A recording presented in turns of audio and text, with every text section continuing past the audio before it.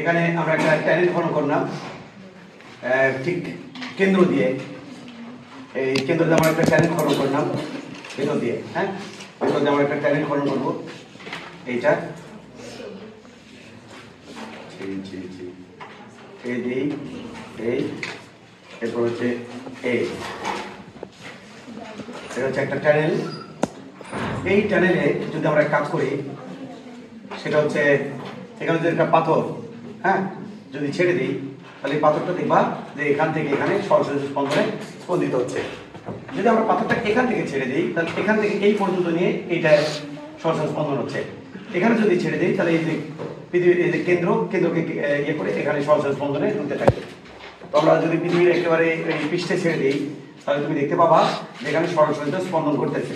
তো সেক্ষেত্রে তোমাকে জানতে চাবে কিভাবে এটাকে সলভ করা যায়। হ্যাঁ এখান থেকে রুয়েটের একটা কোশ্চেন আছে, অ্যাডমিশনের কোশ্চেনগুলো এই পার্ট থেকে অনেকটা ইম্পর্টেন্ট। হ্যাঁ তো এখন খেয়াল করে দেখো, এটা হচ্ছে আমাদের একটা পাথর।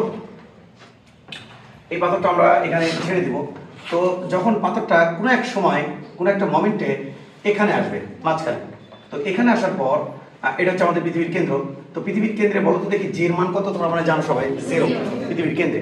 তাহলে এখানে এফ নেট কত হবে, বা এখানে এফ নেট কত হবে? এফ নেট মানে মোট বল কত হবে? 0। আর এখানে কিন্তু এফ নেট 0 হবে না, এখানে কত হবে? পাথরের ভর যদি এম হয় তাহলে পাথরের নিচের দিকে বল কত হবে? mg। আর পাথর যখন আমি এখানে রাখবো, পাথরের ভর যদি m হয় ছোট হাতের m, তাহলে ছোট হাতের m ইন্টু জি উপর দিকে। কিন্তু এখানে কিন্তু যত পৃথিবীর ভিতরের দিকে গভীরতায় যত যাওয়া যায় ততই কিন্তু এর অভিকর্ষণ ত্বরণের মান ধীরে ধীরে কি হতে থাকে? কমতে থাকে। তাই এক এক জায়গায় বল লাভ করবে কি রকম? এক এক রকম।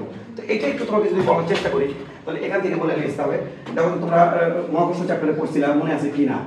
দেখো তো যে পৃথিবীর, এটা হচ্ছে পৃথিবীর এইটুকু হচ্ছে ব্যাসার্ধ আর এটা। তো আমি এখান থেকে এই গভীরতা, তাহলে এটা হচ্ছে এইচ, আর এই ব্যাসার্ধ আমি কি দিলাম? এই ব্যাসার্ধ আমি দিলাম হচ্ছে আর, এই ব্যাসার্ধ দিলাম হচ্ছে আর। তাহলে এইটুকু ব্যাসার্ধ কত? এইটুকু দূরত্ব কত হবে? এইচ মাইনাস আর মাইনাস এইচ, এটাকে আমি দিলাম এক্স। তো বলো তো এখানে জি মান কত? এখানে জি মান মনে আছে নাকি তোমাদের ছোটবেলায় যে জি ড্যাশ সমান সমান আর minus h divided by R into g, মনে আছে? দেখো তো এটাকে আমি কিভাবে লিখতে পারবো? দেখো তো আর মাইনাস এইচ, এর মানে আমি এখান থেকে কেন্দ্র থেকে কত দূরত্ব ধরে নিছি? এক্স। তাহলে এখানে আমি লিখতে পারি না এক্স ডিভাইডেড বাই আর, এর থেকে দূরত্ব আমি ধরছি এক্স, এই যে এটা x, h divide by R into g. তাহলে এর কার মান? জি ড্যাশের মান। দেখো তো লিখতে পারি কিনা? ক্লিয়ার করে দেখো তো এখান থেকে এইটুকু দূরত্ব কত? আর, এইটুকু গভীরতা কত? এইচ। তাহলে এইটুকু দূরত্ব আমাদের কত হবে? এক্স। তাহলে আমরা এখানে সূত্র কি বসাতে পারি? সূত্র বসাই জি ড্যাশ সমান আর minus h divide by R into g. কোন অধ্যায় থেকে শিখছি এটা? আমরা মহাকর্ষ অধ্যায় থেকে শিখছি, মহাকর্ষ। তাহলে এই অধ্যায় থেকে আমরা শিখছি। তাহলে বলো তো দেখি এখানে জি ড্যাশের মান m, বস্তুর ভর পাথরের ভর কত? m। তাহলে এখানে পাথরের ইয়ে কত হবে? এখানে পাথরের হবে জি ড্যাশ সমান সমান এখান থেকে এখানকার দূরত্ব আমি ধরে নিলাম কত, এখান থেকে এখানকার দূরত্ব আমি ভেরিয়েবল ধরে নিলাম, সেটা হচ্ছে x। x সবসময় কোথা থেকে মেজার করতে হয়? সাম্যবিন্দু থেকে। সাম্যবিন্দু কোথায় পাওয়া যায়? যেখানে f নেট সমান 0। তাহলে এখানে হচ্ছে f নেট সমান 0, তাহলে এটা হচ্ছে আমাদের সাম্য বিন্দু। ক্লিয়ার কি না? তাহলে এটা হচ্ছে আমাদের সাম্য বিন্দু। তাহলে সাম্য বিন্দুতে f নেট 0, আর সরল সবসময় কোথা থেকে হিসাব করতে হয়? সাম্য বিন্দু থেকে। তাহলে এটা আমি তোমাকে বললাম। তাহলে m ভরের বস্তু এখানে কত লাভ করে? কত? x divided by r into g, এটাই আমি তোমাকে বললাম। তাহলে কত বল লাভ করবে? বল কত হবে বলো তো দেখি? বল তাহলে f সমান সমান আমরা লিখব হচ্ছে নিচের দিকে কত? m g dash. বুঝছো না? বুঝছো নি? ক্লিয়ার? তাহলে m g ড্যাশ কত? x বাই r ইনটু কত দেব? r ইনটু জি। তো বলো তো এই f টা কি হবে বাবা? নেগেটিভ। এটা কি হবে? নেগেটিভ। ক্লিয়ার কি না? তাহলে f সমান সমান আমরা কি দেব? Minus m। এটা বলো তো এটা কি লিখতে পারি? বলো তো দেখি f সমানুপাতিক মাইনাস m কি? এই পরীক্ষা নিরীক্ষা চলাকালীন সময় m হচ্ছে পাথরের ভর যেটা কিনা ধ্রুবক, আর x কি? ভেরিয়েবল, আর কি? পৃথিবীর ব্যাসার্ধ, বুঝে ওখান থেকে লিখে দেখো, আর হচ্ছে পৃথিবীর ব্যাসার্ধ, এটা কি? ধ্রুবক। জি কি? পৃথিবীর পৃষ্ঠের জি এর মান, এটাও কি? ধ্রুবক। তাহলে আমরা এখানে লিখতে পাচ্ছি, তাহলে এখানে লিখব মাইনাস x। Okay clear? এটা লিখতে পারি। হ্যাঁ তাহলে এখান থেকে আমি কি প্রমাণ করতে পারি যে এখানে যে এটা ছেড়ে দিব সেটা কি করবে সরলসঞ্চ স্পন্দনে দুলতে থাকবে কেন কারণ এটা সরলসঞ্চ স্পন্দনের শর্ত ছিল কি শর্ত ছিল বল এবং সরণ সমানুপাতিক তবে বিপরীতমুখী বল এবং সরণ সমানুপাতিক তবে এই যে মাইনাস মানে কি বিপরীতমুখী টেন্সে ছিল তাহলে যদি কখনো কোশ্চেন বলে যে প্রমাণ করো যে এখানে সরলসঞ্চ স্পন্দন ঘটে তখন তোমাকে এটা প্রমাণ করতে হবে এটা প্রমাণ করতে হবে কিন্তু আজকে আমি এক কাজ করবো কি করবেন যদি প্রমাণ করতে বলে আপনি তাহলে ওটা করতে হবে তোমরা সরলসঞ্চ স্পন্দনের শর্ত কি জানো একটু আগে তো বলছিলাম f সমান মাইনাস kx তাই না আচ্ছা এক কাজ করি তো কি এটাকে সুন্দর করে সাজিয়ে করে নিই f সমান minus mg by r into কত লিখতে পারি x তাহলে আর একবার জানি সেটা হচ্ছে এটা এক নম্বর সমীকরণ আর সরলসঞ্চ স্পন্দনের শর্ত থেকে আমরা কি জানি f সমান মাইনাস kx তো বলো তো দেখি এটা 2 নম্বর সমীকরণ 1 আর 2 থেকে কি পাই 1 ও 2 থেকে পাই 1 ও 2 থেকে পাই খুবই ছোট জিনিস 1 ও 2 থেকে কি পাচ্ছি 1 ও 2 থেকে পাচ্ছি mg বাই r সমান সমান k তাহলে এখন তো বলো তো দেখি এটাকে ওই পাশে দাও এটাকে ওই পাশে দাও তাহলে m ডিভাইডেড বাই mg সমান সমান r k তাই তো তাহলে m ডিভাইডেড বাই k সমান সমান r ডিভাইডেড বাই k লিখতে পারি g দেখো m এর নিচে k দিছি r এর নিচে কি দিছি g দিছি এবার তোমরা মনে হয় জানো আমি আবার ওই বেসিক থেকে আসবো t সমান সমান কি twice pi divided by omega omega square মানে কি omega square k divided by m তাহলে ওমেগা মানে কি ওমেগা মানে হচ্ছে root over k divided by m আবার বেসিক থেকে চলে আসলে তাহলে t সমান সমান twice pi root over k divided by কি লিখতে পারি m তাহলে এটাকে আমি কি লিখতে পারি twice pi root over m divided by k এটা হচ্ছে এর জন্য দোলনকার এই পাথরের জন্য দোলনকার তাহলে বলো তো দেখি twice pi root over m divided by k মানে কি m divided by k m divided by মানে হচ্ছে এই কেসের জন্য আমি r ডিভাইডেড বাই g আর হচ্ছে পৃথিবীর ব্যাসার্ধ আর g হচ্ছে অভিকর্ষ ত্বরণ 9.8 তাহলে এটা হচ্ছে আমাদের এইটা আর তোমাদের এটা মনে রাখবা কিভাবে বলো তো কি সূত্রটা মনে রাখবা খুবই সহজ কি মনে রাখবা সরল দোলকের ক্ষেত্রে আমরা কিভাবে করতাম সরল দোলকের ক্ষেত্রে আমরা লিখতাম t সমান সমান টুয়াইস পাই রুট ওভার কার্যকারী দৈর্ঘ্য l ডিভাইডেড বাই g তাই এর সাথে l এর সাথে আমি কি রাখছি জাস্ট r রাখছি m এর সাথে কম্পেয়ার করে তুমি কি করবা মনে রাখবা ওকে তাহলে এবারে একটু খেয়াল করে দেখো তাহলে তুমি কি এটা বুঝতে পারছো এটা হচ্ছে আমাদের এই পাথরের জন্য কি কাল দোলনকাল তাহলে দোলনকাল এখানে যদি বের করার চেষ্টা করি তাহলে এটা 2 পাই রুট ওভার r এর মান হচ্ছে 64 আমরা পৃথিবীর যে গতানুগতিক ব্যাসার্ধ জানি 6400 এটা হচ্ছে কিলোমিটারে আসলো আরো তিনটা জিরো দিলে মিটারে আসলো ডিভাইড বাই জি মান হচ্ছে 9.8 এখানে মান আসবে 84.6 মিনিট টাইম মান কত বসে লাগছে 3.14 এটা চেক করতে গেলে তুমি যেটা পাবা মানটা সেটা কিছু পাবা সেকেন্ডে ওকে যদি 60 দিয়ে ভাগ করো তাহলে দেখো 84.6 মিনিট কেউ যদি ক্যালকুলেটর থাকে তুমি চেক করে নিতে পারো তাহলে একটা পাথর যদি 3 মিনিট 20 ছেড়ে দিই আর একটা ট্যালেন্ট খরচ করে তাহলে এর কত সময় লাগবে এই পাথরটা কত সময় লাগবে 84.6 মিনিট ব্যাপারটা কি ক্লিয়ার বাবা 84 কত মিনিট লাগবে এইটা 84 কত মিনিট লাগবে 6 মিনিট লাগবে আর একটা কথা বলি ভয় পেয়ে না ওকে ভয় পায় না আরেকটা কথা বলি এইখান থেকে বলি বাবা আমি যদি ট্যালেন্ট এখানে করি তাহলে পাথরটা এখান থেকে এখানে যে সরলসঞ্চ স্পন্দনে দুলতে থাকবে এখানেও কিন্তু দুলতে থাকবে এখানে যে দুলতে থাকবে সময় কত লাগবে অ্যান্সার হচ্ছে একই সময় লাগবে আমি যদি একই সময় লাগবে সেটা প্রমাণ করবো একটু পরে প্রমাণ করবো আমি যদি ট্যানেল তোমার ঘর থেকে বাথরুম পর্যন্ত ট্যানেল খুলি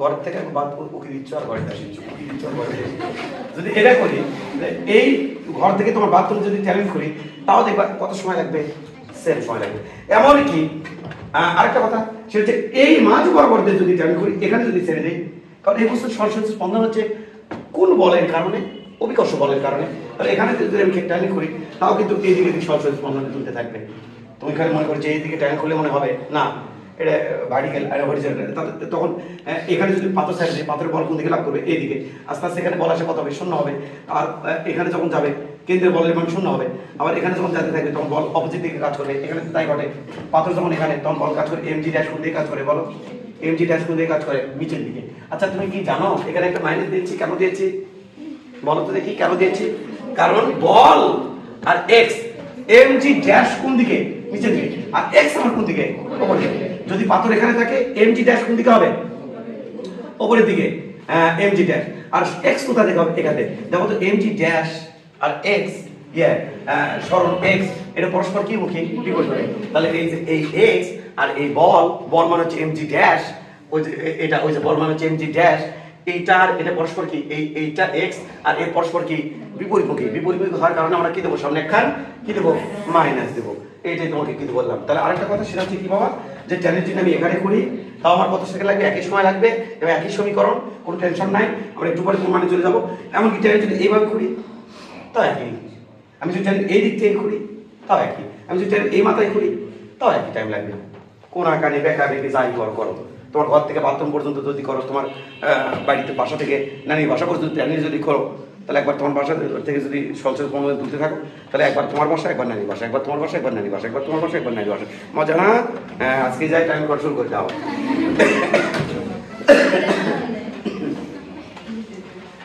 তোমরা কি বুঝতে পারছো বাবা?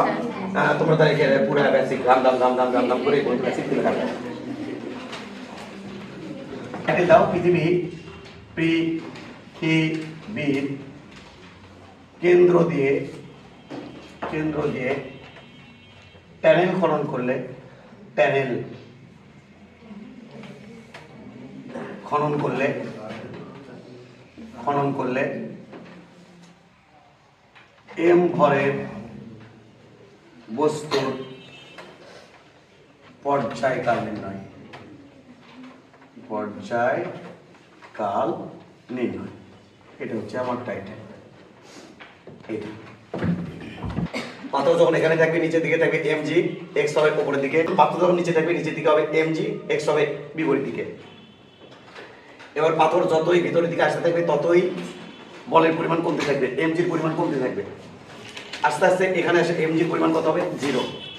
আবার নিচের দিকে যখন যেতে থাকবে, গতি জড়তা জনিত কারণ নিচের দিকে যখন যাইতে থাকবে তখন উপরের দিকে বল লাভ করবে। এখানে তো আসবে গতি জড়তা জনিত কারণে এইদিকে বেগের মান বাড়তে থাকবে, এখানে বেগের মান কত হবে, সর্বোচ্চ হবে। ত্বরণ কত হবে, 0 হবে। ওই যে জির মান কত হবে, 0 হবে। তাহলে এবার ধীরে ধীরে যখন এখানে আসবে তখন বল কাজ করে উপর দিকে, কিন্তু সরণ কাজ করে নিচের দিকে। বোঝা গেছে? কিন্তু সে নিচের দিকে তাহলে কেমন আনতেছে, গতি জড়তা জনিত কারণে, সহজ জিনিস। এবার যখন এখানে আসবে তখন বল কাজ করে কোন দিকে, বল কাজ করে ওই দিকে, আর সরণ হবে এই দিকে। সরণ সবসময় কোথা থেকে নির্ণয় করতে হবে, ওই যে চক্র সমবিন্দু থেকে নির্ণয় করতে হবে। খতম। এটাই হচ্ছে মেইন কাহিনী। এবার একটা কোশ্চেন লাগো রুয়েট 19-20, লাগো রুয়েট 19-20। মনে করো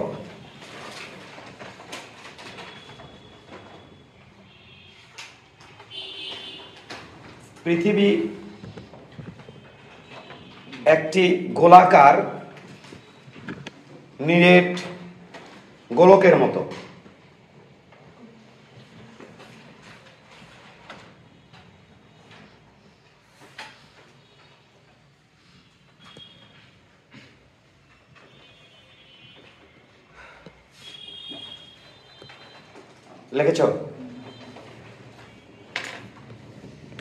লিখেছ?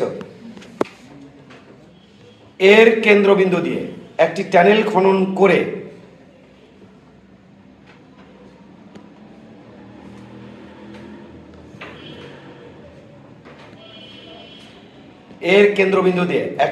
খনন করে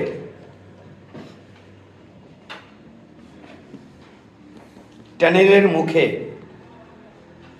একটি পাথর ছেড়ে দিলে দেখাও যে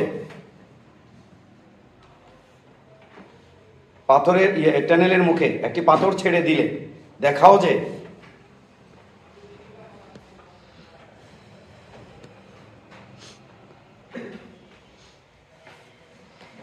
এটি সরল সঞ্চিত স্পন্দনে দুলতে থাকে। এটি সরল সঞ্চিত স্পন্দনে দুলতে থাকে।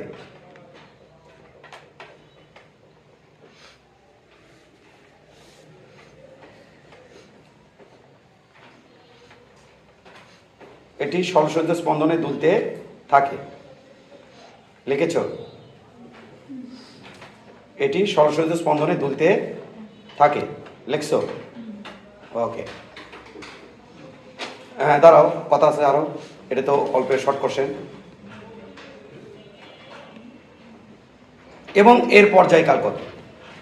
ব্র্যাকেটে লেখো এবং এর পর্যায়কাল কত। পর্যায়কাল কত ব্র্যাকেটে লেখো। একটা ফার্স্ট ব্র্যাকেট দিয়ে লেখো পৃথিবীর গড় ঘনত্ব। আমি রুয়েটে যে ডাটাটা আসছিল ওই ডাটাটাই সরাসরি তুলে দিচ্ছি। পৃথিবীর গড় ঘনত্ব 5.5 into 10⁻³ kg per metre cube. পৃথিবীর গড় ঘনত্ব 5.5 into 10⁻³ into 10⁻³ kg per metre cube. এটা হচ্ছে আমাদের প্রশ্ন। যদি পৃথিবীর ব্যাসার্ধ দেওয়া থাকে তাহলে তুমি পর্যায়কাল বের করবে এইভাবে, কিন্তু এখানে ঝামেলা করে দিয়েছে ঘনত্ব। এখন যদি তুমি ব্যাসার্ধ ধরে পৃথিবীর ব্যাসার্ধ অ্যাজিউম করে নিয়ে তুমি যদি এই অঙ্কের অ্যান্সার করো তাহলে তোমাকে মার্ক দেবে না, কেটে দেবে তোমাকে। কারণ আমি ঘনত্ব যে চাইছি পর্যায়কাল বের করতে বলছি, কিন্তু ও বের করছে ব্যাসার্ধ দিয়ে, এটা কাম্য নয় এবং এখানে তোমাকে কোনো মার্ক দেবে না এবং দেওয়া উচিত না। কারণ ঘনত্ব ডাটা উল্লেখ করছে মানে কি ঘনত্ব দিয়ে তোমাকে বের করতে বলছে। চলো দেখে আসি। আমরা এটি মিশিয়ে দিলাম। আবার আমার চলে যেতে হবে মহাকর্ষ অধ্যায়ে এবং তোমরা সেটা জানো। এবার দেখো মহাকর্ষ তোমাকে আমি পড়াইছি বা তোমরাও যে একবার করছো ইতিমধ্যেই। এটা হচ্ছে আমাদের ট্যানেল, এটা হচ্ছে আমার পৃথিবীর কেন্দ্র যে ট্যানেল, এটা হচ্ছে পৃথিবী গোলাকার, এটা ধাতব গোলক কল্পনা করো গোলাকার। এইটা এখানে একটা পাথর ছেড়ে দিয়েছি ট্যাঙ্ক খুলে, এই পাথরটা সরাসরি স্পন্দন দুলতে থাকবে, এটা আমাকে দেখাতে বলছে। তাহলে বলো দেখি এটা এখানে কিভাবে দেখাতে পারি। তবে এর ঘনত্বকে কাজে লাগে দেখানোর চেষ্টা করবো। দেখো একটু, এটা হচ্ছে কেন্দ্র, এই কেন্দ্রে এফ প্লেটের মান কত? এটা হচ্ছে কেন্দ্র, কেন্দ্রে এফ প্লেটের মান কত? 0, কারণ জির মান কত? 0 গেল। ধরো কোনো একটা মোমেন্টে এই পাথরটি এখানে আসছে, এই যে মাঝখানে কোনো একটা বিন্দুতে চলে আসছে এই পাথরটা।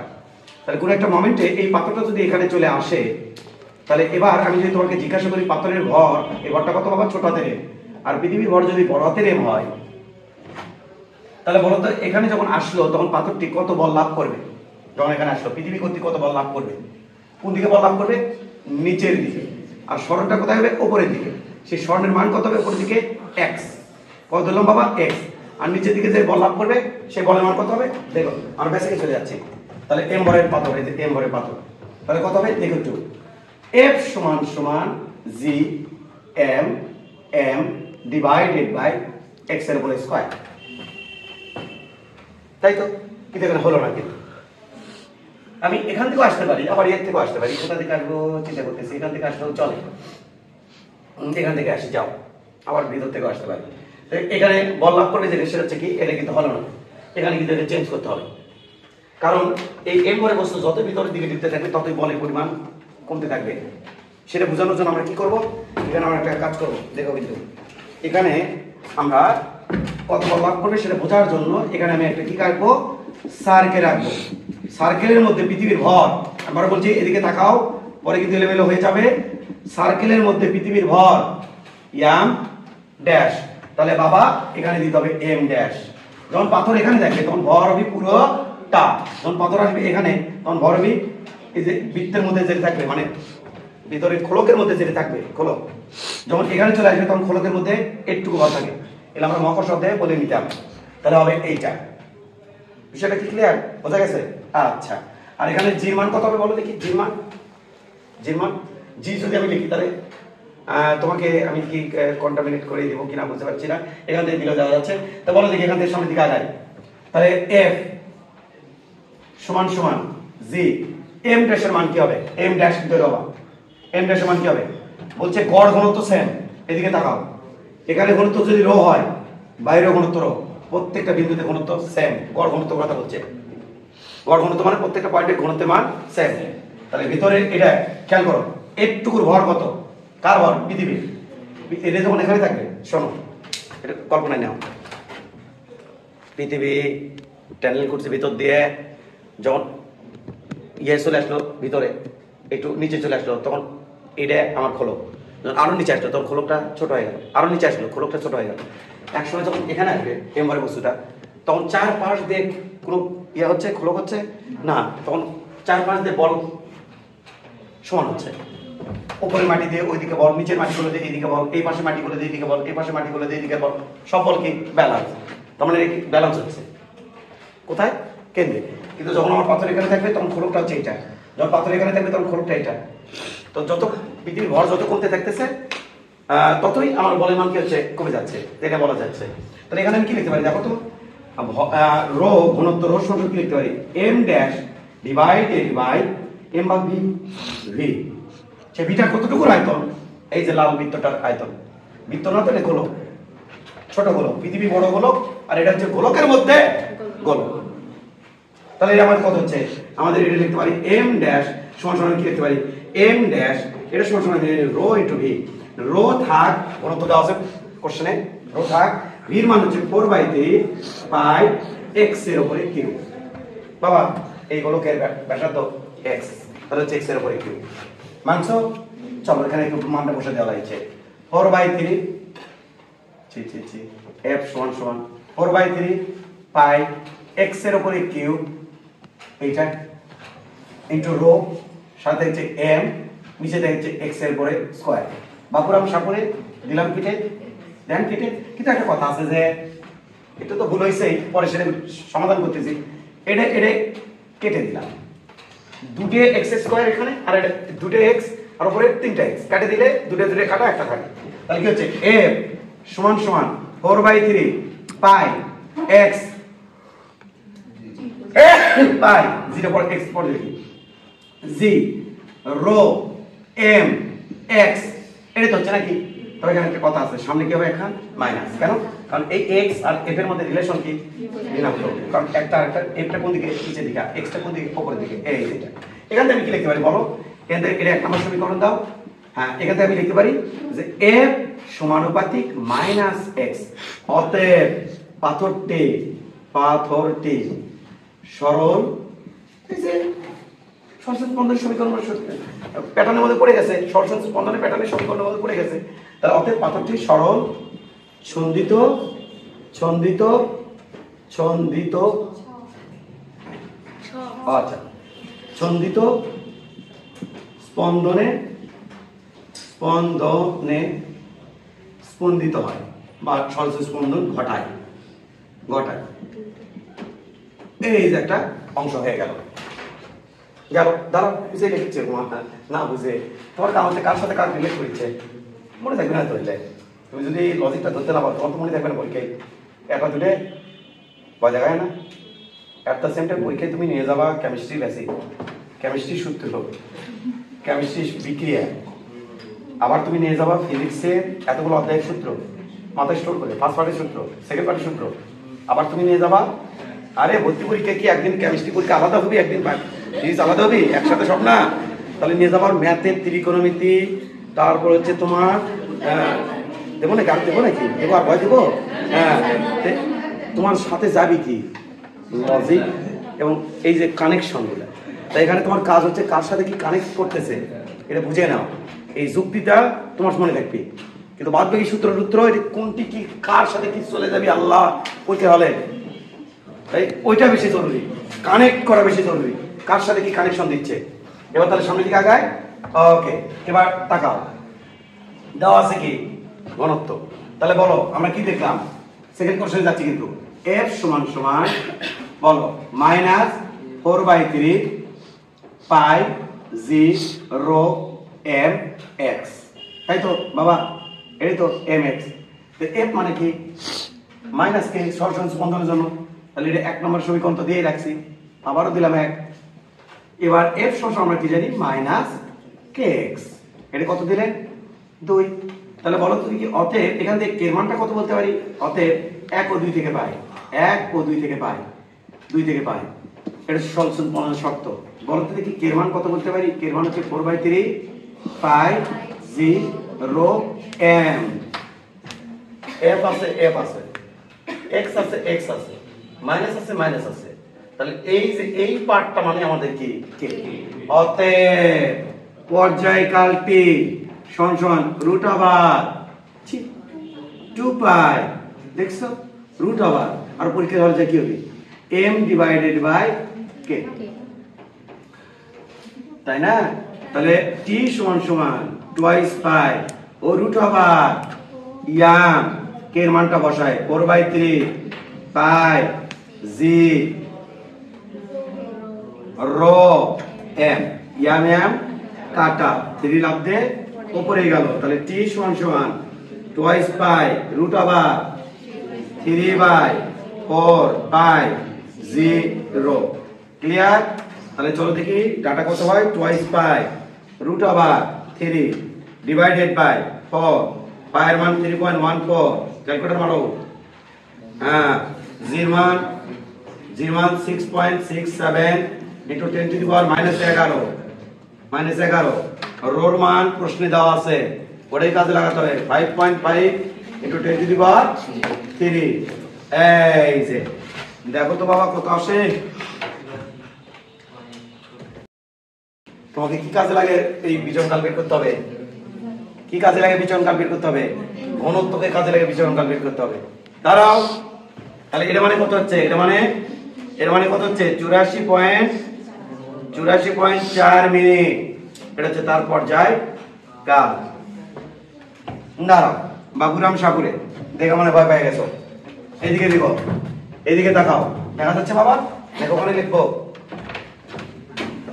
এই কোনায় না লিখবো ওইখানে লিখি এখানে লিখি দেখো বাবা বারবার তুমি এত ব্যস্ত হয়ে যাচ্ছ হ্যাঁ একটু তাকালো হ্যাঁ আজা আমরা জানি আজা টি সমান কথা বলো না টুয়াইস পাই রুট ওভার হ্যাঁ twice pi root over m divided by k পৃথিবীর জন্য তুমি কি লিখতে পারো একটু আগে দেখে আসছো m ডিভাইডেড বাই k মানে হচ্ছে r বাই g এটা আজা হয়ে গেছে এক সূত্র মনে রাখবো আরেকটা বের করে নিয়ে আসবো দেখো কিভাবে বের করে নিয়ে আসছি এদিকে তাকাও তো তোমরা কি জানো g সমান সমান কত জানো g m by r square g এর মানটা ভিতরে বসাবো twice pi root over r থাক এই যে r থাক g এর মান বসাবো g m by r square R স্কয়ারটা লাভ দিয়ে উপরে দিয়ে বাড়াবো তাহলে হচ্ছে কত বাবা twice pi root over r cube divided by j দেখিচ্ছ না কেন তাহলে এইটা একটু ক্লিয়ার ওকে এবার শোনো m মানে কি ভর তো আমরা কি বলছিলাম গড় ঘনত্ব তার মানে সব জায়গায় ঘনত্ব সেম ভিতরে ঘনত্ব বাইরে ঘনত্ব সেম পুরো পৃথিবীর ঘনত্ব সেম তাহলে বলো তো বাবা রো মানে কি লিখবো m ভাগ পৃথিবীর ভর v ভাগ m ভর ভাগ আয়তন তাহলে পৃথিবীর ভর বসাচ্ছি তাহলে বড় হাতের আর এর হলো পৃথিবীর আয়তন তাহলে বড় হাতের m সমান লিখতে পারি রো আর রো আনতে হবে ঘনত্ব দিতে প্রশ্নে আমি ব্যাসার্ধ দেয়নি তাহলে রো ইনটু v তাহলে রো v মানে হলো পৃথিবীর আয়তন 4/3 পাই পৃথিবীর ব্যাসার্ধ r এর উপরে q কোনো সমস্যা সব ঠিকঠাক তো চলো সেই মানটা বসাই দিই তাহলে কত হচ্ছে twice pi root over r cube থাক ডিভাইড g থাক এটা লিখছে কত রো ইনটু 4/3 পাই r এর উপরে q r কিউব কাটা টুয়াইস পাই রুট ওভার 3 টা করে নিয়ে যাও ছি 3 টা করে নিয়ে যাও ডিভাইডেড বাই 4 পাই রো জি দেখো তো ম্যাচিং হয় কিনা যদি বাই চান্স এই লজিকটা ভুলে যাও পরীক্ষার হলে তাহলে তুমি এখান থেকে বের করে নিয়ে অঙ্কটা করিও আজা থেকে শুরু করে আমি এটা জানি এটাকে কনভার্ট করে ঘনত্বতে নিয়ে আসলাম নিয়ে এসে আমি ঘনত্বের মানটা বসিয়ে তাকে অ্যান্সারটা বলে দিব আর এটা মনে রাখা আমি বারবার বলছি এটা মনে রাখা খুবই সহজ এই লজিকে বা অ্যানালজিতে মনে রাখবা কোনটা p সমান twice pi root over l divide by g আর এটার জন্য হবে t সমান twice pi root over r divided by g এটার সাথে এটা লজিক দিয়ে মনে রাখা সহজ মনে রেখে একটা দিয়ে যে পৃথিবীর চ্যানেল খুললে পর্যায়কাল এভাবে বের করতে হয় তাহলে এটা তো অন্তত মনে থাকবে এখান থেকে সুন্দর করে সাজুগুজু করে এই যে এখান থেকে ঘনত্ব নিয়ে আসে তুমি বের করে ফেলবা, যদি এই লজিকটা ভুলে যাও।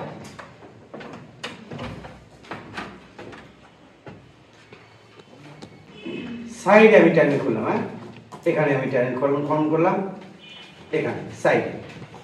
তো এই সাইডে যদি আমি এইভাবে ট্যান খনন করি, এটা তার কেন্দ্র দিয়ে করি নাই, সাইডে করছি, তো সেখানে খনন করে দিচ্ছি। দেখো পর্যায়টা একই হবে। এই মাথা থেকে আমরা কি করব, পাথর ছুড়বো, পাথর তাহলে এখানে কি করবে, সরাসরি পণ্য তুলতে থাকবে সাইডে। তো চলো, পাথর কোন একটা মোমেন্টে সে এখানে আসবে, তাকাও এদিকে, কথা বলো না। এটা হচ্ছে সাম্যবিন্দু। কেমনি সাম্যবিন্দু? ওখানে এফ নেট জিরো, কেমনি জিরো সেটাই তো তোমাকে যাবো। পাথরের ভর এম, নিচের দিকে কাজ করবে হচ্ছে এম জি ড্যাশ, এদিকে কাজ করবে এম জি ড্যাশ। ভুল হলো না? অবশ্যই ভুল হলো। কোন দিকে কাজ করবে? কেন্দ্রের দিকে। ও আচ্ছা, তাহলে এটা হচ্ছে কেন্দ্র, এদিকে এম জি ড্যাশ দিও না, তাহলে কোন দিকে হবে? এটা হবে পাথরের ভর এম, তাহলে এই দিকে কাজ করে কি বাবা? এটা যদি আর হয় আর এটা সমবিন্দু ধরলাম, এতে এইটুকু দূরত্ব কত হচ্ছে আমাদের x, কত ধরলাম? এইটুকু দূরত্ব, এখান থেকে এইটুকু দূরত্ব আমরা ধরলাম x, আর এইটা আমি ক্লোজ করে দিলাম। ওকে, তাহলে এই দূরত্ব কত বাবা? r, তাহলে এই দিক বরাবর কাজ করবে হচ্ছে m g dash. M g ড্যাশের ওইদিকে একটা অংশ থাকবে, এটা যদি থিটা হয় তাহলে এম জি ড্যাশের এদিকে অংশ থাকবে কত বলো? কত থাকবে? এইদিকে নিচের দিকে অংশ থাকবে, সেটা হচ্ছে m g dash cos theta. এটা কারা হচ্ছে না? যার সাথে কোন সেদিকে cos থিটা। কিন্তু খেয়াল করো, যতই আমার এম বলে বস্তু যতই নিচের দিকে আসতে থাকবে, খেয়াল করো, যতই আমার নিচের দিকে আসতে থাকবে ততই থিটার ভ্যালু বাড়তে থাকবে। যখন এখানে আসবে, এখানে যখন আসবে তখন থিটা বেড়ে গেল, বাড়তে বাড়তে এম বলে বস্তু যখন এখানে আসবে তখন বাবুরাম সাপুরে থিটার ভ্যালু হবে 90 ডিগ্রি। তোমরা জানো cos 90 এর মান 0, তোমরা এটাও জানো cos 0 এর মান সর্বোচ্চ, cos 0 এর মান, cos 0 ডিগ্রি মান 1, cos আমাদের হচ্ছে না না না 30 ডিগ্রি, cos 0 মান 1, cos 30 ডিগ্রি মান 0.86। দেখো তো থিটার মান যত বাড়তে থাকে cos থিটার মান কমতে থাকে, তাহলে থিটার মান এখান থেকে যত আমি ওখান থেকে ওই যে একেবারে মাথার থেকে যত এদিকে আসতে থাকবো ততই থিটার ভ্যালু কি হতে থাকবে? বাড়তে থাকবে। আর cos থিটার ভ্যালু বাড়তে থাকবে, তাহলে cos থিটার ভ্যালু কমতে থাকবে, কমতে কমতে এখানে এসে কত ডিগ্রি হবে? তাহলে এই দিকে আসে, এই নিচের দিকে থাকবে mg, কোন দিকে? এই যে mg ড্যাশটা কোন দিকে থাকবে? ওই দিকে। ভাই এখানে আছে m ভরে বস্তু, তাহলে mg ড্যাশ কোন দিকে আছে? এই দিকে। তার এই দিকে ইফেক্ট কত? 0। কেমনে? তাহলে কত ডিগ্রি? 90। তাহলে বাবুরাম সাবুরে, তাহলে এই দিকে কত হবে? mg ড্যাশ cos 90, cos 90 মান 0। আর তাই তো এই বিন্দুটার নাম সাম্য বিন্দু, যে ওখানে আসে যে গতিপথে সে দোল খায় সেই গতিপথের নিচের দিকে বলের মান 0। তাহলে এখানে এফ নেট কত? 0। তাহলে এখানে সর্বোচ্চ ধীরে ধীরে কমতে কমতে কমতে কমতে কমতে থিটার মান কমতেছে, ইয়া থিটার মান বাড়তেছে, cos থিটার মান কমতেছে, তাহলে বলের মান কি হচ্ছে? কমতেছে, কমতে কমতে এখানে এসে বলের মান কত হলো? 0। আবার যখন নিচের দিকে যাবে তখন কিন্তু বল ওইদিকে বলের কিন্তু অংশ ধীরে ধীরে কি হতে থাকবে? বাড়তে থাকবে, বুঝছো নাকি? যখন বস্তু নিচের দিকে আসতে থাকবে তত ওইদিকে বলের অংশ কি হতে থাকবে? বাড়তে থাকবে। কেন বাড়তে থাকবে? cos থিটার ভ্যালু কি হতে থাকবে? কমতে থাকবে। cos থিটার ভ্যালু ভাই এখানে আছে, থিটা এটা এখানে আছে, থিটা এই যে এটা এই এখানে আসছে, তাহলে থিটা ভ্যালু দেখো না, দেখো না, দেখো না, এখানকার থিটার তুলনায় এখানকার থিটা একটু কমছে, এখানকার থিটা আরো কমছে, তাহলে থিটা কমতে থাকলে cos থিটা বাড়তে থাকে, বাড়তে যাবে। তো আবার যখন ভিতর দিকে ঢুকবে তখন থিটা বাড়তে থাকবে, cos থিটার ভ্যালু আবার কি থাকবে? কমতে থাকবে, কমতে কমতে এখানে এসে কত হয়? 0। আর মিডল পয়েন্টের নাম কি? সাম্য বিন্দু।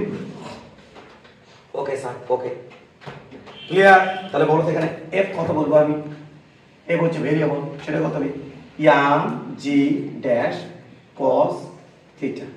তা বলো দেখি cos থিটা মানে কত বলবো? এই জিতে বলতে দেখো তো cos থিটা মানে কত বলবো? এর নাম কি? x, এর নাম কি? r। তাহলে cos থিটা মানে কি বলবো? এর নাম কি? থিটা। তাহলে এর নাম কি? ভূমি।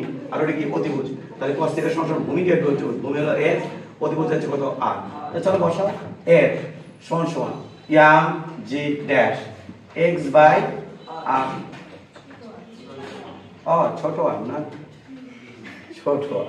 তাহলে এটা বাবু এটা তো লিখতে ভুল করলাম, কি মাইনাস আর, কারণ এফ আর এক্স পরস্পর কি বিপরীত। ক্লিয়ার বাবা? কোনো সমস্যা না? কোনো সমস্যা নেই। ওকে তো, সব ওকে তো? ওকে। এবার আমাকে বলো, তাহলে এটা হয়ে গেল। আমরা কি বের করবো? আমরা বের করবো হচ্ছে কি বের করবেন? পর্যায়। গুড। তাহলে এফ সমান সমান তুমি কি সাজুগুজু করে নিন, minus m g dash by কত বিগো আর, হ্যাঁ, ইন্টু এক্স, তাই না? তো জি ড্যাশে দেখতে মন চাচ্ছে না। জি ড্যাশ মানে কি তোমার? জি ড্যাশ কত হবে বলো? এটা যদি দিলাম এই জি ড্যাশ আর এই জি ড্যাশ মানে কত? জি ড্যাশ, জি ড্যাশ, এখানে জি ড্যাশ মানে কত হবে? বলো বলো বলো, এখানে জি ড্যাশ মানে কত হবে? ও ওই যে না মিশে ফেলছি। আর এখানে আসো minus h by R into g. এই ক্ষেত্রে আর মাইনাস এইচ মানে কত? না না, মানে কত? আর মাইনাস এইচ মানে বোঝো নি? একটুকু, একটুকু না, তাহলে এটা কত হবে? হ্যাঁ, R sorry R by R into g. চলো একটু মানটা বসে সাজুগুজু পরে করি। তাহলে এ সমান সমান মাইনাস ইয়া, এটা বোঝো নি? আর কবিতা তো না, এন থেকে কেন্দ্র থেকে নির্ণয় করতে হয় না। আচ্ছা, তাহলে এম এটা কত হচ্ছে? জি ড্যাশ মানে হচ্ছে তোমার আর বাই বড়তের আর ইন্টু জি, জি ড্যাশে ভ্যালু বসালাম x by R, R R কাটবে। তাহলে এফ সমান হচ্ছে এই ভাষা বুঝ করব minus m g by R into x. আরেকটা তুমি সরাসরি স্পন্দনের সমীকরণ থেকে কি জানো? এফ সমান মাইনাস এ, এক দুই, কাম কিন্তু শেষ, কাজ কিন্তু শেষ। তাহলে এক ও দুই থেকে পাই কি পাই? কে সমান কত? এম জি বাই আর। তাহলে কে এম জি সমান কত বলবা? কে আর। তাহলে এম বাই কে কত বলবা? G by r by g. অতএব বিচরণ কালটি আমরা জানি twice pi root over m divide by k, twice pi সমান সমান এম ডিভাইড বাই কে হচ্ছে root over r by g. এই কেসে উপমানিত। তাহলে এখান থেকে মান কত আসবে? আর মান তো পৃথিবী ব্যাসার্ধ, এখান থেকে মান কত আসবে? 84.6 মিনিট। হ্যাঁ, ভেতর ট্যান গ্রহণ করলে ওটাই হবে বাবা। এটা আমি তোমাকে বললাম যে যদি ভিতরে সাইড থেকে কোনো ট্যান গ্রহণ করো ওটাই হবে। এজার যেন কনফিউশন সৃষ্টি না হয়। আর মাইনাস এইচ মানে এটা হচ্ছে এখানে হচ্ছে আর 60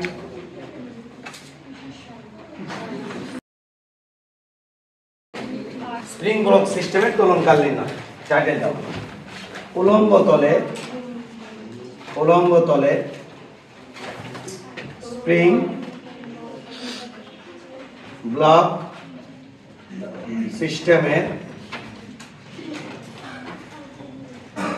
দোলনকাল।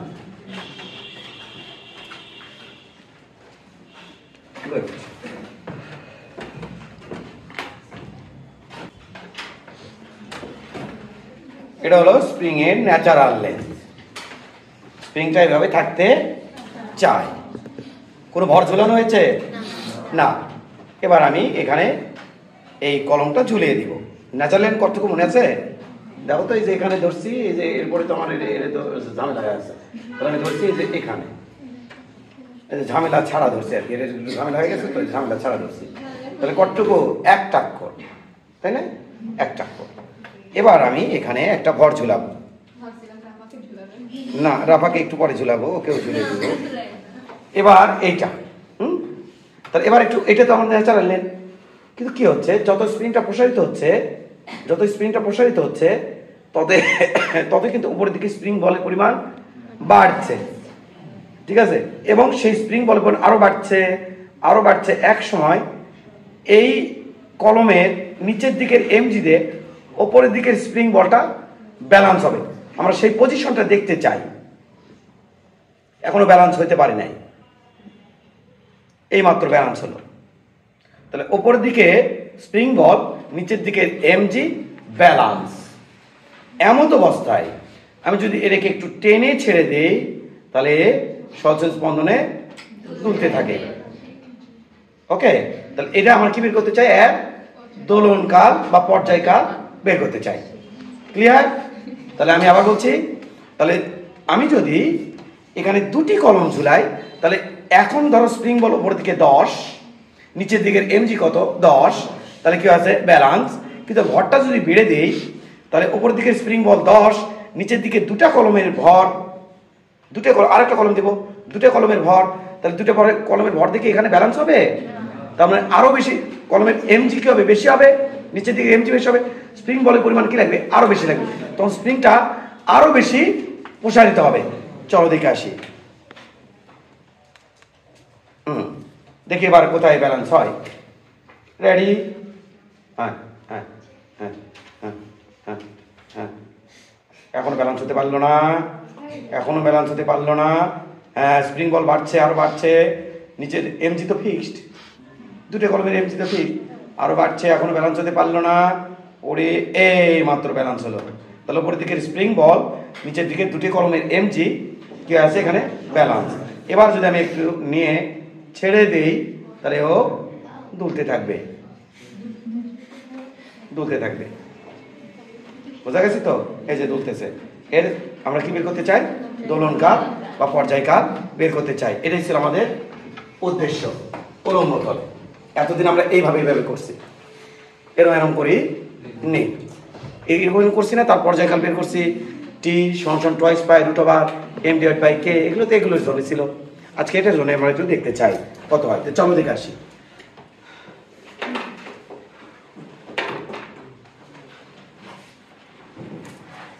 ওকে,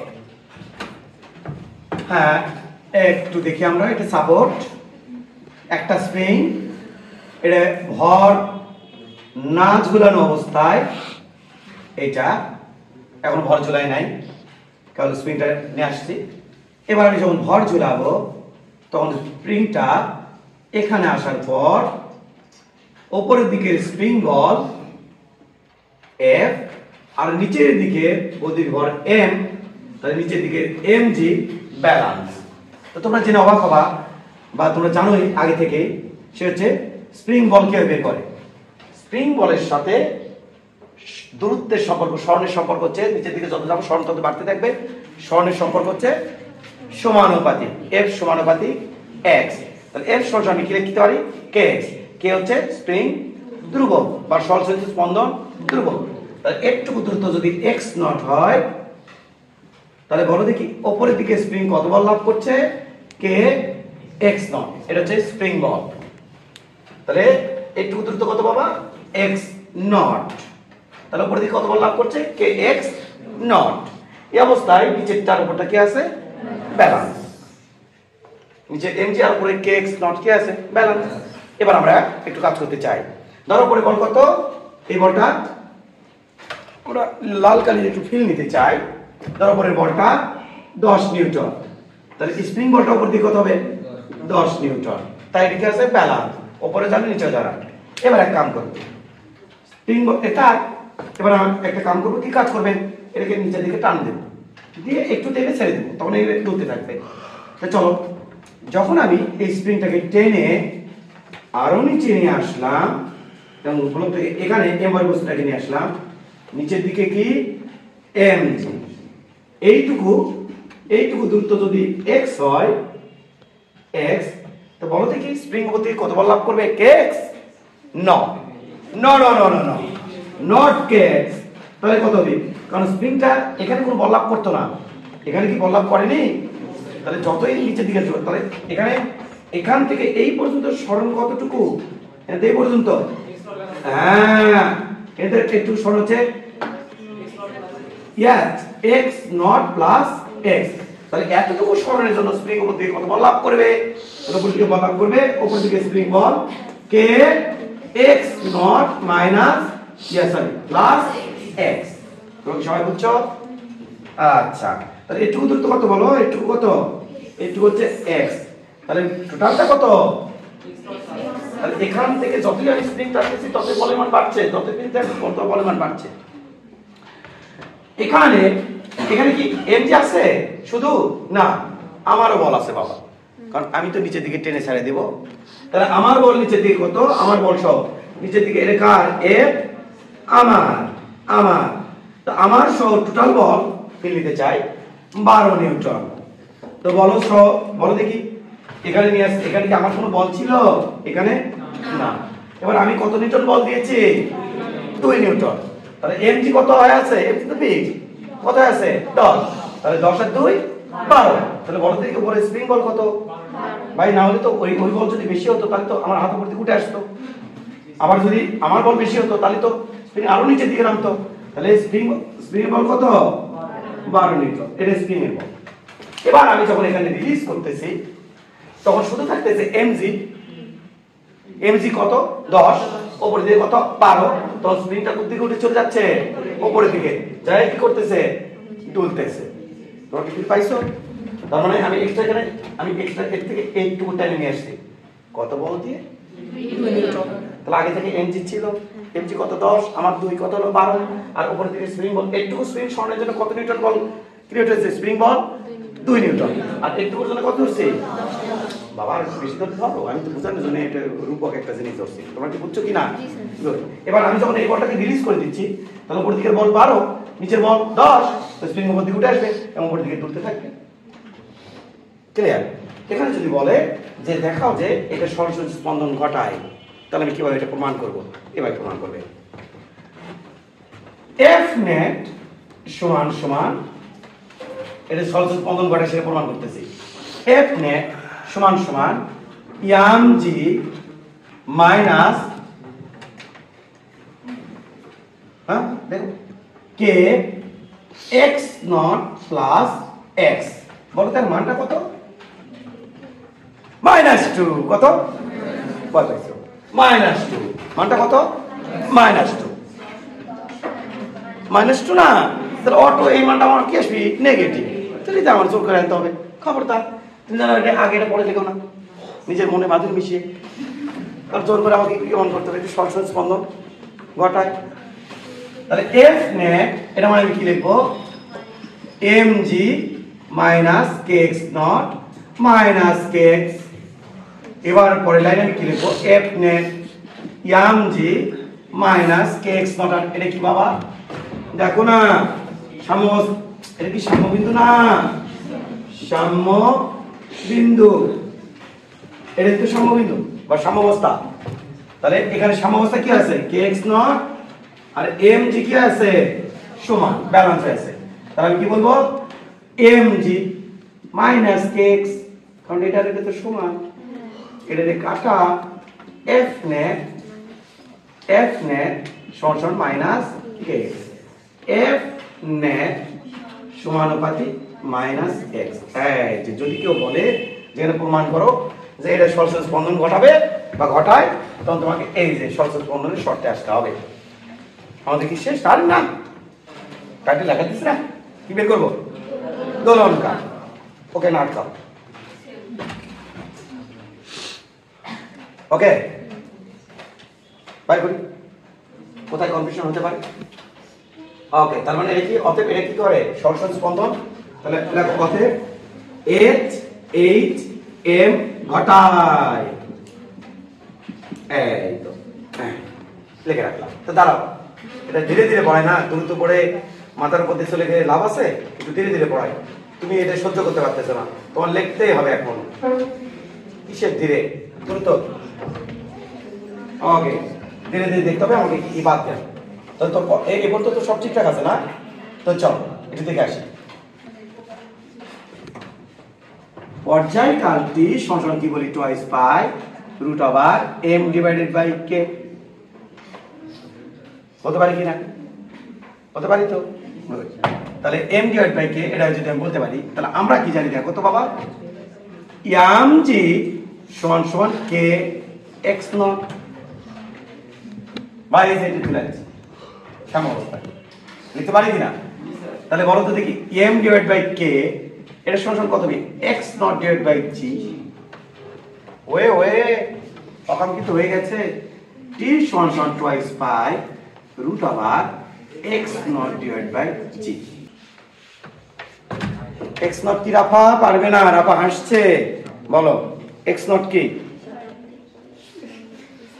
বলো বলো ওই তো হচ্ছে যতটুকু টান দিছিলেন তাই কখন ভর ঝুলানোর পর এটা কিন্তু এটা ভালো করে মাথায় নাও হ্যাঁ পারছো এই যে এটা কিন্তু ন্যাচারাল লেন ভর ঝুলানোর আগে এটা কিন্তু ভর ঝুলানোর পরে একটু কিন্তু এক্স নট এরপর আমি কতটুকু টানে ছাড়ে দিলাম তারপরে দোলনকাল নির্ভর করে না বুঝছো নাকি বোঝনি তাহলে ভর ঝুলানোর পর যতটুকু বেড়ে যায় বুঝছো না ওটা হচ্ছে কি এক্স নট এরপর আমি একটুকু টেনে ছেড়ে দিলেও যে দোলনকাল হবে আমি একটুকু টেনে ছেড়ে দিলেও দোলনকাল সেম হবে এই সময় যদি দোলনকাল 2 সেকেন্ড হয় এই সময় দোলনকাল হবে 2 সেকেন্ড তবে এক সময় হবে দ্রুত এক সময় হবে স্লো এই সময় হবে কি চলো চলো আর এই সময় দ্রুত দ্রুত কিন্তু দোলনকাল সেম এই তো দেখলাম ইসাক স্যারের বইয়ে এই জিনিসটা কথা বলো না তো আমি তো বিরক্ত হচ্ছি বাবা t সমান সমান twice pi root over e divided by t তো স্লো ঠান্ডা মাথা বলো এখানে তো কথা বলে কোনো কিছু নেই বিরক্ত হচ্ছি না আমি বুঝলাম ইসাক আমাকে কথাগুলো সাজে দিতে হবে এই কথা তো ভুলে যেতাম তাহলে এটা হচ্ছে বাবা ভর ঝুলানোর পর যতটুকু ভর ঝুলানোর পর স্প্রিং যতটুকু প্রসারিত হয় আরেকটা কথা বাবা দাঁড়া ভর আগে কয়টা ঝুলেছিলাম দেখো একটু তো দেখো এই সময় যদি একটুকু প্রসারিত হয় এই যে এখান থেকে একটা একটু প্রসারিত হয় এর সাথে যদি আরেকটা দিয়ে দেই তো ভর কি হলো বেশি হয়ে গেল না আচ্ছা ভর যদি বেশি হয় তাও তো প্রসারণ কি হয়েছে বেশি বলো তো দেখি দোলনকাল কি বাড়লো না কমলো না সেম তো নাই বল সেম কেমনি করলে তোমরা প্রসারিত বেশি হলো যত এর মান যত বেশি হবে দোলনকাল তত বেশি হবে ভর যত বেশি হবে টি তত বেশি হবে টি বেশি মানে আগে টি ছিল 2 পরে হলো 4 মানে 16 হয়ে গেল কি হলো 16 হয়ে গেল তাহলে ভর ঝুলানোর পর এই সময় যদি একটা কলম দিয়ে দোলনকাল চাওয়াবি তার তুলনায় এটা দোলনকাল কি হলো বেশি হবে মানে 16 হয়ে গেল ভর বেশি তো টি বেশি ভর বেশি তো টি কি হবে বেশি ওই যে কিলম ভর ঝুলানোর পর বাড়লো বেশি তাহলে টি কি হবে বেশি হবে ক্লিয়ার কিনা এটাই আমি তোমাকে বললাম এটা কিন্তু সো মাচ ইম্পর্টেন্ট কথা তোমাদের কোশ্চেন কিভাবে করবে দেখো 0.2 গ্রাম কোন একটা স্প্রিং এর সাথে উলম্ব বরাবর ঝুলানোর পর 4 সেন্টিমিটার প্রসারিত হলো এরপর 2 সেন্টিমিটার টেনে ছেড়ে দিলে দোলনকাল কত বাচ্চা এই জায়গা কত বসায় 2 সেন্টিমিটার কত দেখি 2 সেন্টিমিটার বসানো যাবে কতটুকু টানলাম তারপর ডিপেন্ড করে ভর ঝুলানোর পর যতটুকু প্রসারিত হয়েছে কয় সেন্টিমিটার প্রসারিত হয়েছে তাহলে কত বসা লাগবে 4 কত দেখি তুমি সেটাকে এই সাইকোকে নিলা সমস্যা তো নাই বাট আমরা কনসেপ্ট দিচ্ছি কিন্তু কতটুকু টানে ছেড়ে দিল তারপর তো ডিপেন্ড করে না পর্যায়কাল ডিপেন্ড করে কার পরে ভর ঝুলানোর উপর কতটুকু প্রসারিত ভর ঝুলানোর উপর প্রসারিত বেশি হলে দোলনকাল বাড়বে আর প্রসারিত কম হলে দোলনকাল কমবে ক্লিয়ার বুঝছো মনে থাকবি চমৎকার কিন্তু টপিকসটা আর জিতো 9.8 হ্যাঁ ওই শোনো, না না না শেষ হয়নি, 1 মিনিট দাও। আমি এগুলো আলোচনা করতে পারছি না, বাট ভর্তি পরীক্ষার সময় যদি আলোচনা করে তাহলে এগুলো তুমি নিজ দায়িত্বে ইয়ে করো। যেমন এটাকে এরকম করা যায়, দেখো কিন্তু প্লিজ, ওই কেসে কিন্তু একই হবে, একই সূত্র হবে কিন্তু। কোন কেসে?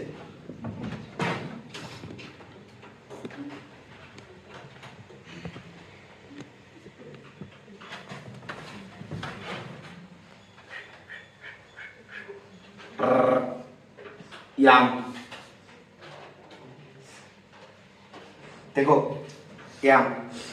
এইবার এক কাজ করছি, এখানে আমি কিছু নেগেটিভ চার্জ রাখছি, এখানে কিছু পজিটিভ চার্জ রেখেছি, আর এর মধ্যেও কিছু চার্জ, এমবার বস্তুর মধ্যে কিছু চার্জ রেখেছি। এমন সময় এখান থেকে এখানে একটা ইলেকট্রিক ফিল্ড ক্রিয়েট হবে, এখান থেকে এদিকে একটা ইলেকট্রিক ফিল্ড ক্রিয়েট হবে, আর তখন কিন্তু এটা কিন্তু ইকুইলিব্রিয়াম পজিশন হবে না। অথচ ইলেকট্রিক ফিল্ড না থাকলে ইকুইলিব্রিয়াম। এবার সম্প্রসারণ করলাম, ছেড়ে দিলাম, তারপরে এনে উঠতেছে, কিন্তু এখন কিন্তু এখানে ইকুইলিব্রিয়াম হবে না। তাহলে ইকুইলিব্রিয়াম কোথায় হবে বাবা? তুমি জানো এখানে কি চার্জ আছে, প্লাস কিউ। তাহলে প্লাস কিউ গুলোকে মাইনাস কিউ কি করবে, ইয়া মাইনাস চার্জ গুলো কি করবে, আকর্ষণ, আর কি করবে, এর ফলে এই স্প্রিংটা তার দশা চেঞ্জ করে ফেলবে, স্প্রিংটা লালের মতো হবে, এখানে যাই ইকুইলিব্রিয়াম পজিশন ক্রিয়েট করে। এখানে তড়িৎ ক্ষেত্রের মান যত বাড়তে থাকবে, এখানে এক্স এর মান তত বাড়তে থাকবে, এক্স এর মান ততই হবে, আর এখানে তো ক্রিয়েট করবে সাম্যাবস্থা। এরপর টেনে ছেড়ে দিলে এটাও কিন্তু এরকম করবে, সেখানেও কিন্তু তোমার এই সূত্র বসানো যাবে। তবে এর মান কত হবে, যে এখানে চুম্বক ক্ষেত্র সৃষ্টি করার পর যতটুকু প্রসারিত হয় তারপর ডিপেন্ড করবে কিন্তু এখানে কার পর্যায়কাল। সেম সেম কিন্তু ঘটনা কিন্তু সেম সেম সেম সেম। বোঝা গেছে নাকি? বলো দেখে এদিকে কি আছে, কিউই, হাট কিউই, কি আছে কিউই, ই ইলেকট্রিক ফিল্ড, আর এদিকে কি আছে কে এক্স নট, তাই না? তাহলে কি কি আছে কে এক্স নট। এইভাবে এখান থেকে তুমি চিন্তা করতে পারো, বুঝে আসছো বাবা? তাহলে এখান থেকে তোমার এটা কি অবস্থা, সাম্যাবস্থা, তার মানে ওটা আর এটা কি ব্যালেন্স। এখান থেকে ওই যে এটা কি ছিল ব্যালেন্স। তাহলে এখান থেকে এইভাবে তুমি চিন্তা করে এখান থেকে কে ডিভাইড বাই এর মান এখানে নিয়ে আসতে পারবা। এবার ছেড়ে দাও, এটা কিন্তু দুলতে থাকবে, সেক্ষেত্রে কিন্তু পর্যায়কালের মান এভাবে তুমি বের করতে পারবে, বা এটাই হবে, একই সূত্র হবে কিন্তু। যদি দেয় একই সূত্র হবে, যদি এরকম করে কনসেপ্ট দেয় একই সূত্র হবে কিন্তু। হ্যাঁ বাবা, আমি শুধু বলে গেলাম আর কি। সেকেন্ড কেস, বাবা এটা তুলে নাও তাড়াতাড়ি, তোলার পর তারপরে এখন দেখাচ্ছি, তাড়াতাড়ি তুলে নাও। স্প্রিং এ একটি উলম্ব তলে রাখা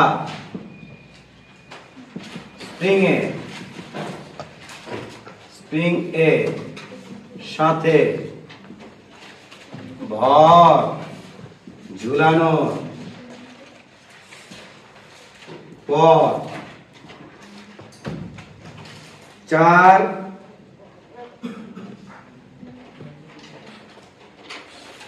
সেন্টিমিটার প্রসারিত হয়।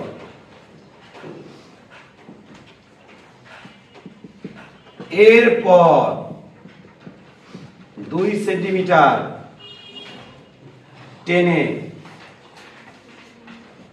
ছেড়ে দিলে, ম্যাথ আকারে নিচে থাকলে তোমার focus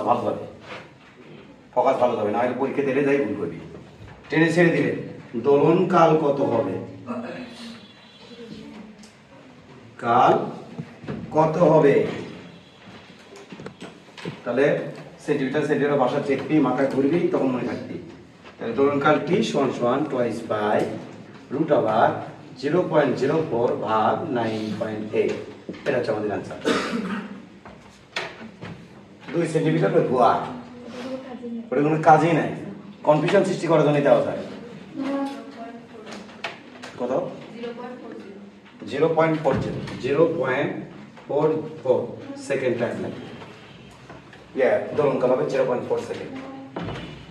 only for admission. Academic এখন পর্যন্ত আসেনি, তবে আসতে পারে অ্যাডভান্স লেভেল, অ্যাডভান্স লেভেল।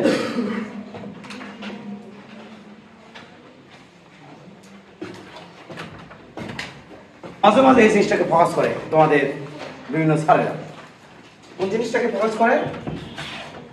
এটা একটা লিফট।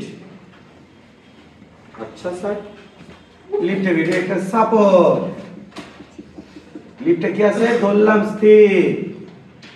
তাহলে এটা হচ্ছে, খেয়াল করো, এটা স্প্রিং, ভর ঝুলানোর আগে অবস্থা, সিচুয়েশন। ভর ঝুলালে এখানে চলে যায়, একটু হলো আমাদের এক্স নট, উপরের দিকে কে এক্স নট, নিচের দিকে এম জি। এক্ষেত্রে দোলনকাল বের করতে বলে আমরা কি করি? দোলনকাল টি সমান twice by root over x not divide by g, বা ই ডিভাইড বাই জি। ইতে বোঝায় ইলংগেশন। কি বোঝায়? ইলংগেশন। ইলংগেশন মানে ওই যে ভর ঝোলাবার যতটুকু লম্বা হবে এইটা। তাহলে এক্ষেত্রে তো দোলনকালিটা হবে, কিন্তু এখানে তো স্থির রাখবে না বাবা। এটা তো এ ধরনের স্প্রিং, লিফটটা উপরে দিকে উঠাবে, এবং তখন বলবে এর ভিতরে স্প্রিং এর দোলনকাল কত, অথবা এর ভিতরে একটা সরল দোলক রাখবে, এই যেরকম সরল দোলক রাখবে, রাখে বলবে এর দোলনকাল কত হবে। দুটোর ক্ষেত্রে সেম কনসেপ্ট, বলবে এর দোলনকাল কত হবে। এরকম সরল দোলক রেখে স্প্রিংটা এটাকে, এই লিফটটাকে, এটা কি স্যার? এটা লিফট। লিফটের ঘটনা মাঝে মাঝে এটা কি করবে? লিফট। লিফটে এই তরঙ্গ দিকে উঠলে এর ভিতরে রাখা একটা সরল দোলক, এর দোলনকাল কত হবে, তখন নিলে মান দিয়ে দিই। তখন আমি কি করব বাবা? তখন তোমার কাজ হচ্ছে, যদি সরল দোলক দেয় তাহলে তোমার কাজ হচ্ছে সরল দোলকের ক্ষেত্রে সরল দোলক দিলে তখন আমি কি করব? সরল দোলক দিলে তখন আমি করব টি সমান সমান twice pi root over l divided by g plus a. আর যদি স্প্রিং দেয় তাহলে স্প্রিং, যদি আমার স্প্রিং দেয় তাহলে স্প্রিং এর জন্য কি হবে? স্প্রিং এর জন্য স্প্রিং এর টি কত হবে? স্প্রিং এর টি হবে twice pi root over x not divided by g plus a. প্রমাণ চাও? চাই স্যার, চাই। যখন লিফটটা এই তরলের উপর দিকে উঠবে, লিফটটা এই যে 2 দিন আগে মনে হয় inter second year first year class নিলাম, সুডো ফোর্স, মিথ্যা বল। তাহলে উপর দিকে একটা ইয়ে যদি তরলে ওঠে তাহলে নিচের দিকে সুডো ফোর্স থাকে। তাহলে সুডো ফোর্স জনিত কারণে এটা এখানে আর ব্যালেন্স হবে না। যখন লিফটটা এই তরলের উপর দিকে উঠবে তখন ব্যালেন্স হবে কিন্তু অন্য কোনো স্থানে। কোথায়? তখন ব্যালেন্স হচ্ছে আরো নিচে এসে, তাহলে এই জায়গায় এসে ব্যালেন্স হবে। হ্যাঁ, লিফট তুমি একটু বড় হয়ে যাও, তখন নিচের দিকে হবে কি বাবা? ইয়াম জি, এটা ইয়াম। পরে যদি শুরু করছে ক্লাসটা করিও, এই যে ওটা মানে ফেসবুকেও দেওয়া আছে। এবার যেহেতু লিফটটা এই তরণবর্তী করতেছে, তাহলে এটা কোন দিকে বাবা? শুরু করছে নিচের দিকে। শুরু করছে কত? এম ইনটু লিফটের ত্বরণ, বস্তুর ভর ইনটু লিফটের ত্বরণ। আর তখন উপরের দিকে কত বাবা? উপরের দিকে তখন এই হচ্ছে, খেয়াল করো কত হচ্ছে বাবা? এইটা উপরের দিকে কত হচ্ছে? বল, স্প্রিং বল কত হচ্ছে? উপরের দিকে স্প্রিং বল এক্স দিলাম, তাহলে টোটালটা কত? এক্স। বাড়লাম না, টোটালটা আমি দিলাম এক্স। কত দিলেন? এক্স।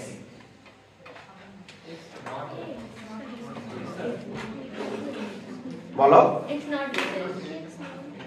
এক্স নট দিয়েছি তাই না? এক্স নট দিয়েছি। এক কাজ করো, এই টোটালটাই অর্থাৎ স্প্রিংটা উপর দিকে যাওয়া অবস্থায় যেহেতু সম্প্রসারিত হলো, কনসেপ্ট আমার লাগবে বাবা। তাহলে এক কাজ করো, হ্যাঁ, এটা আমি মিশিয়ে দিলাম, এটা হচ্ছে আগের সিচুয়েশন, এই যা হচ্ছে এটা। আর এবার আমি এক কাজ করলাম, আমার সূত্র একরকম রাখতে হবে তো বাবা। এইটা আমি দিলাম কত? X not. তাহলে উপরের দিকে কত বল লাভ করেছে? কে এক্স নট। আর এখানে তোমার উপরের দিকে ছিল স্প্রিং বল এফ, আর নিচের দিকে কত ছিল? M g. কখন এটা কখন গঠন ছিল? যখন স্থির ছিল।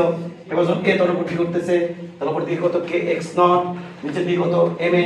তাহলে এখানে আগে ছিল এখান থেকে কতটুকু স্প্রিং, ওই তরণে তরণে তারপর কতটুকু স্প্রিং নিচে থেকে ডাবে গেল, সেটা হচ্ছে যে এক্স নট। তাহলে কি আমি এখান থেকে কি বলতে পারি? বলো দেখি, প্রমাণ করছি, প্রুফ।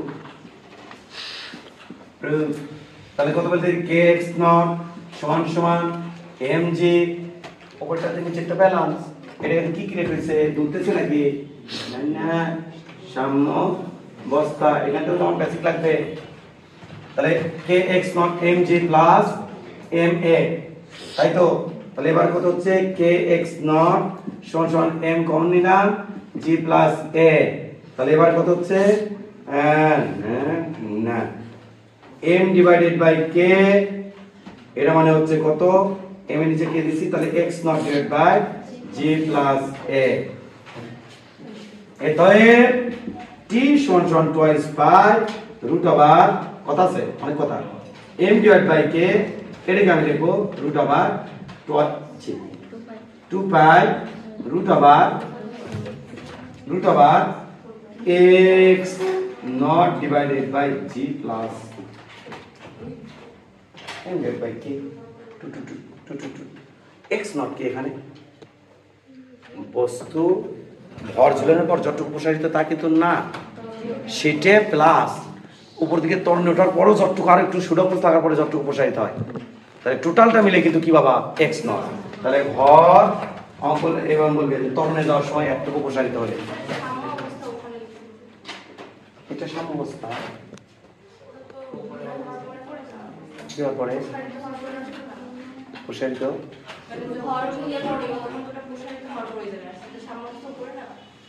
উপরে, এটা এটা এটা আলু, তাহলে আগেরটাও ঝামেলা আছে নাকি, এবারে ঝামেলা। এটা কি ভর ঝুলানোর আগে, ন্যাচারাল নেই, ভর ঝুলানোর পরে। এবার এখানে উপরে x নট, নিচে কি ছিল mg ব্যালেন্স, এরপর টেনে ছেড়ে দিচ্ছিলাম, তাহলে এটা কি অবস্থা, সাম্য অবস্থা। আগেরটাতে এটাই ছিল, এরপর একটু টেনে ছেড়ে দিচ্ছি। এখানে সাম্য অবস্থা ক্রিয়েট করার কথা ছিল এখানে, কিন্তু নো, যেহেতু এ তলের উপর দিকে যাচ্ছে তাহলে একটু নিচের দিকে অল টাইম নামে থাকবে, তাহলে সাম্য অবস্থা ক্রিয়েট হচ্ছে এখানে, এরপর টেনে ছেড়ে দিলে সেই টুটুর মান কত হবে এইটা। তাহলে এটা কি ভর ও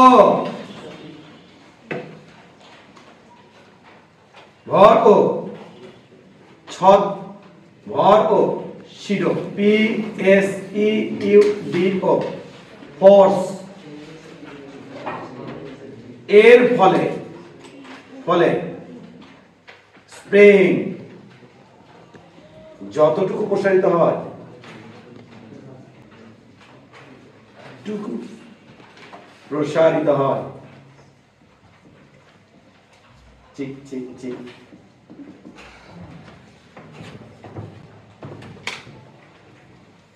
তাহলে স্প্রিং উপর থেকে ওঠার সময় যদি এটা হয়, লিফট উপর থেকে ওঠার সময় যদি এটা হয়, তাহলে লিফট নামার সময় কি হবে, তার বল মাইনাস হবে,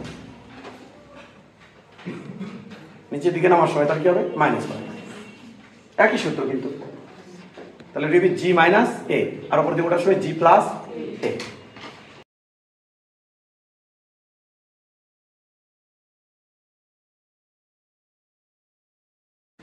তবে লিফট যখন নিচে কোন দিকে, উপর দিকে কিন্তু বাবা, হ্যাঁ সবুজ তোমাদেরও পড়াইছিলাম তো নিউটন বলবিদ্যায়। যদি দোলকের দোলনকাল বের করতে পারে তাহলে হবে সূত্র, লিফটের ভিতরে দোলকের দোলনকাল, লিফটের ভিতরে স্প্রিং লাগবে, তার সূত্র হবে এটা g twice by root over x not g plus a। x নটের মানটা এগুলো দিয়ে দিতে বাবা।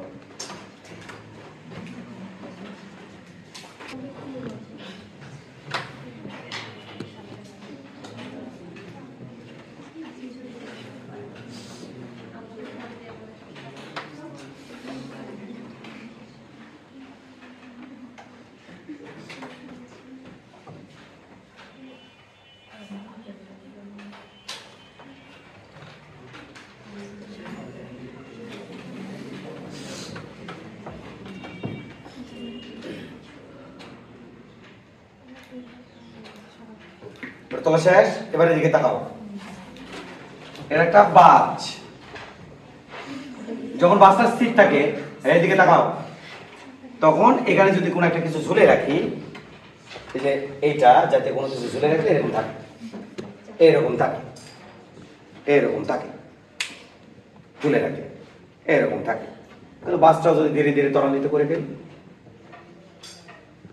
ওইদিকে যদি ত্বরান্বিত করে ফেলি, তাহলে এটা কিন্তু এরকম হয়ে থাকে। যেমন আমরা শিরোপোর্সে সেখানে পড়াচ্ছিলাম, শিরোপোর্সের জায়গাতে, এবং সেখানে প্র্যাকটিক্যাল করতাম। নিউটনের বলবিদ্যা না, 3 মাস কি 3.5 মাস মানে বা তার অধিক সময় ধরে পড়াইছিলাম। এটা দেখো, এটা কাজ হয়ে থাকবে কিন্তু। রেডি, 1 2, একটা তরণ দেওয়া লাগবে, বেগের মান বাড়ার লাগবে।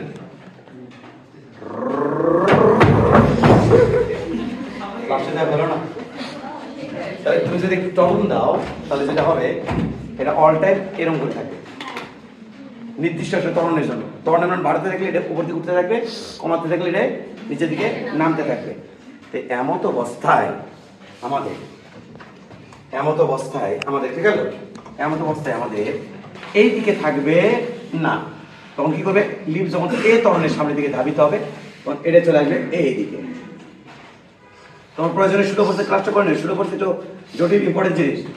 এম বল এইদিকে চলে যাচ্ছে, খেয়াল করো, নিচের দিকে আছে জি, আর এই দিকে আছে হচ্ছে শুরু করছে এ, অপোজিট বস্তু লাগে তো অপোজিট দিকে।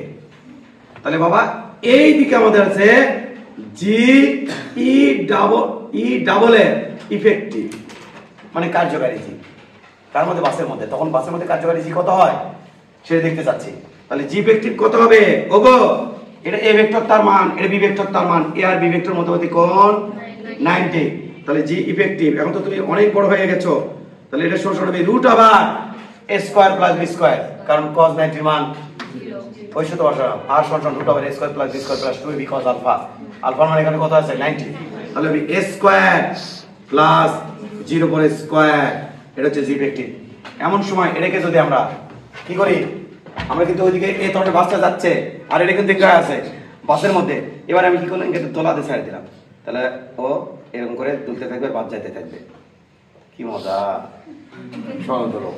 হ্যাঁ, তাহলে তখন আমাদের দোলনকাল কত হবে, এইটার মধ্যে একটু ইংরেজি টেনে ছেড়ে দিলাম, তাহলে ইংরেজি দুলবে, তাহলে তখন দোলনকাল কত হবে, সেই দোলনকালটি টুয়াইস পাই রুট ওভার সরল দোলকের কার্যকারী দৈর্ঘ্য ডিভাইডেড বাই রুট ওভার মাই গড a square plus g square উপরে হাফ, এটা হবে বাবা। অর্থাৎ ইফেক্টিভ জি যেটা, তারপর ডিপেন্ডেন্ট।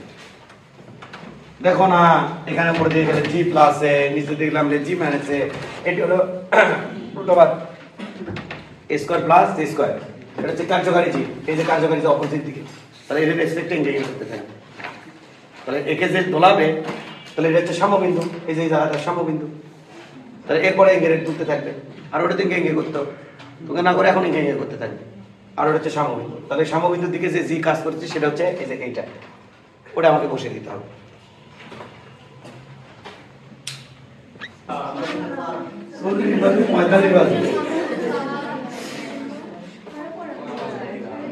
অবশ্যই অবশ্যই আজ বুঝিবে না, বুঝিবে কাল, খাবে আর পারবে গাল। গাওনে ওটা কি গাওনে নাকি?